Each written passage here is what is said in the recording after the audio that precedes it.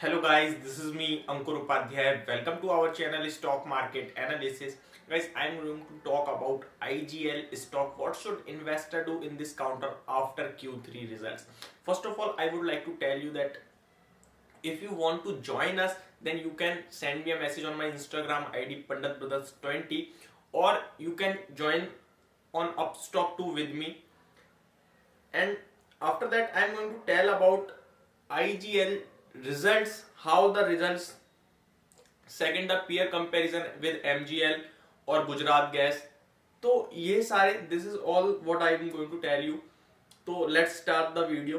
First of all I would like to tell you that in this counter मैं आपको काफी ऊपर के लेवल से कहीं ना कहीं इस स्टॉक में एक गिरावट के संकेत देखने को मिल रहे हैं, जो मैंने आप सभी को कहीं ना कहीं डिस्कस भी करे आप सभी के साथ. तो आगे कितना और गिर सकता है, how much he can fall, ये हमारा आज का टॉपिक होने वाला है. साथ ही साथ ये जो लेवल्स हैं, यहाँ पे जो इन्वेस्टर्स का मानना है, मतलब जो एनालिस्ट का मानना है, वो उनका मानना है कि ये स्टॉक यहाँ से एक शार्प बाउंस बैक भी दे सकता है क्योंकि काफी ऑलरेडी पिट चुका है स्टॉक. तो इसी के बारे में मैं आप सभी के साथ बात करने वाला हूं. स्टॉक में काफी बुरी तरीके से पिटाई देखने को मिल रही है, काफी ऊपर के लेवल से. तो अभी कितना और गिर सकता है, क्या लेवल्स हो सकते हैं, क्या सपोर्ट हो सकता है, आपको ये देखने को मिल रहा है 52 वीक लो पे कारोबार चल कर रहा है stock. Second thing that results के बाद भी फॉल, रिजल्ट से पहले भी फॉल होता है कि स्टॉक पहले करेक्शन दे जाता है, रिजल्ट्स के बाद तेज हो जाता है. अगर रिजल्ट्स खराब आते हैं तो फ्यूचर डिस्काउंट करता है, जैसे कि मैं आपको मैक्सिमम बोलता हूं. तो ये स्टॉक तो किसी भी लेवल पे रुकने का नाम ही नहीं ले रहा है. तो इसी के बारे में आप सभी के साथ डिस्कस करने वाला हूं. सबसे पहले तो मैं आपको इस कंपनी के बारे में कुछ बताना चाहता हूं. आईजीएल, जैसे कि आप सभी ने इसके सीएनजी पंप्स देखे होंगे, आपके घर में इसकी गैस भी यूज होती है, ठीक है. सेकंड, इसके मार्केट कैप की बात करूं तो 26,000 करोड़ का मार्केट कैप है. अगर इसके हाई की बात करूं जो कि 600 रुपए का था, अभी 400 रुपए, तो ऑलमोस्ट 50% वहां से निकल गया. अगर 600 से देखोगे तो 200 रुपए निकल गया. तो करीब करीब ये स्टॉक आपका ऊपर के लेवल से देखा जाए तो 40 या 35% प्लस माइनस हो चुका है, ठीक है.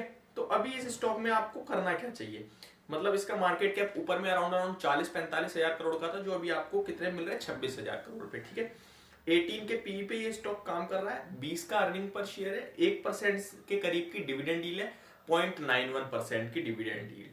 378 का इसका 52 वीक लो है, जो आज के सेशन में आप सभी ने लगता हुआ दिखा. इन्वेस्टर इस स्टॉक में काफी ज्यादा टाइम से स्टक फंसे हुए हैं और काफी ज्यादा वो अपना पेशेंस कुछ लोग खो के बेच चुके हैं, और शायद वो खुश भी होंगे आज की डेट में क्योंकि काफी ज्यादा फॉल हो चुका है स्टॉक में.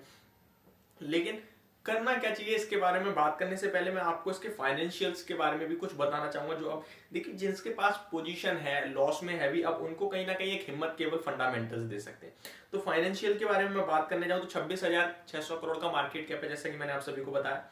5 करोड़ की सेल्स है, जो कि FY20 से डिक्रीज हुई है. FY20 में बताऊं मैं आपको 7,165 करोड़ की सेल्स थी कंपनी की, जो कि FY21 में घटकर 5,439 करोड़ की सेल्स रह गई है. तो ऊपर से देखा जाए तो करीब करीब 1,600 करोड़ की सेल्स गायब हो गई है लास्ट ईयर के मुकाबले, जिसमें लास्ट ईयर कोविड था, गाड़ियां नहीं चल रही थी, सीएनजी.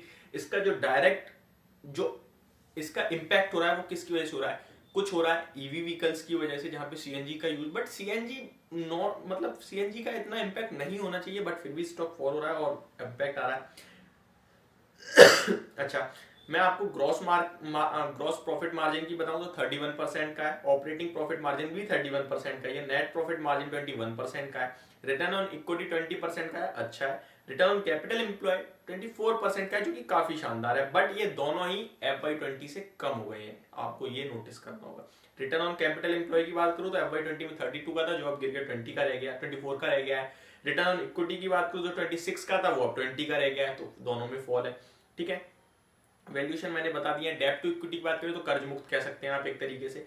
अभी मैं इसके शेयर होल्डिंग पैटर्न के बारे में बताऊं तो 45% प्रमोटर्स के पास है, एफआईआईज के पास 20.23% एफआईआईज के पास है. डीआईआई म्यूचुअल फंड्स की बात करूं तो 16.56% कहीं ना कहीं DII एंड म्यूचुअल फंड्स के पास है, ठीक है। हम जैसे रिटेल इन्वेस्टर्स की बात करूँ तो 18.21% का रिटेल इन्वेस्टर्स के पास स्टॉक में पब्लिक के पास है। अब मैं सभी इस शेयर के रिजल्ट्स के बारे में आप सभी के साथ डिस्कस करने जा रहा हूँ जो कल आए।